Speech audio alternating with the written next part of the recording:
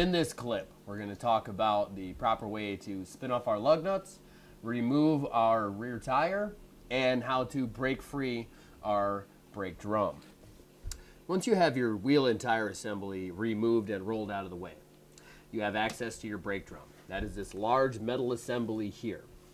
There are a couple things you want to look for right away to ensure that you can get it off. When the vehicle is built, the brake drum is installed and they spin on small metal clips around two of the wheel studs. This drum has been off since the vehicle has been made. It's probably even a replacement drum. In order to get the drum off, if it's a newer vehicle, those clips will have to be broken and removed. They are a throwaway item and do not need to be reinstalled. Once you have your clips removed, if they are there, you take a hammer and strike the shoulder of your brake drum. The shoulder is this location here. You can hit it as hard as you want. You will not damage that surface. Do not hit it on the weight. That weight is put there to balance it. If you hit it on the weight will break off and cause a vibration while you're driving. Take my hammer and give it a strike on the shoulder.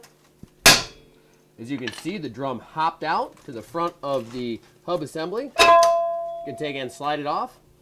And that is the proper way to remove your tire and your brake drum.